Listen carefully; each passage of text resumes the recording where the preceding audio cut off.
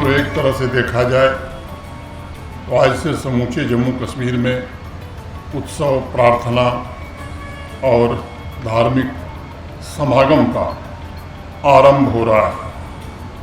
हम सब जानते हैं कार्तिक मास की पूर्णिमा की शुरुआत आज सुबह 10:48 पर हुई है और इस शुभ अवसर से जुड़ी परंपराओं के निर्वहन को व्यक्तिगत रूप से मैं समाज की भलाई के लिए ऊर्जा का एक स्रोत मानता हूँ। जम्मू कश्मीर के निवासियों के साथ साथ देश के विभिन्न हिस्सों से आए श्रद्धालु बाबा जित्तो के प्रेम, शांति और भाईचारे के मूल्यों को अपनाने के लिए निरंतर आगे आते जा रहे हैं। बीते कुछ वर्षों में झिड़ी मेले में श्रद्धालुओं के लिए बेहतर सुविधाओं को जुटाने के प्रयास में जम्मू के प्रशासन ने एक नए कम्युनिटी हॉल को 2 वर्षों में बना के पूरा किया है।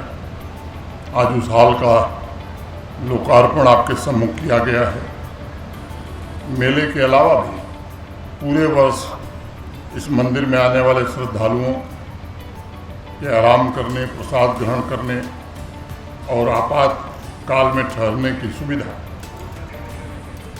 और पूरे वर्ष आध्यात्मिक समागम आयोजित करने की सुविधा अब यहाँ उपलब्ध रहेगी। मित्रों, ये सच है कि बाबा जित्तो का जीवन असाधारण था।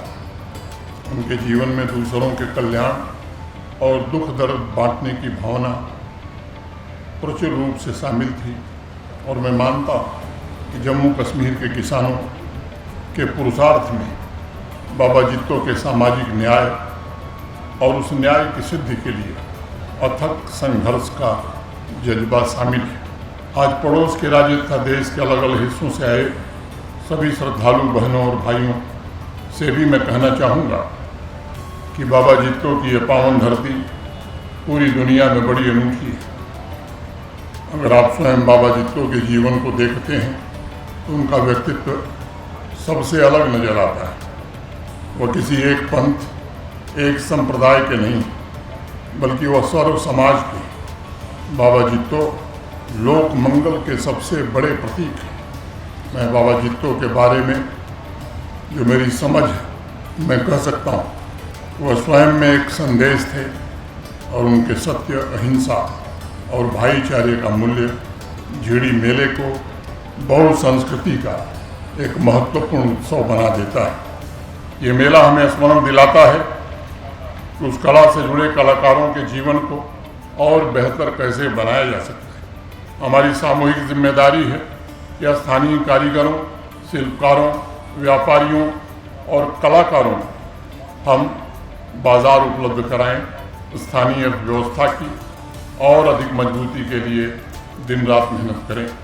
मुझे विश्वास है इन संकल्पों की सिद्धि समाज में नया आत्मविश्वास पैदा करेगी और विकसित राज्यों तथा यूटी के समूह में जम्मू कश्मीर को भी उसका उचित स्थान दिलाने में काम करेगी। आइए आज हम संकल्प लें, नई ऊर्जा के साथ बाबा जित्तो का स्मरण करते हुए इस पूरे क्षेत्र को आर्थिक रूप से समृद्ध, विकसित बनाने में जो हम योगदान कर सकते हैं, हम सब मिलकर के योगदान करें।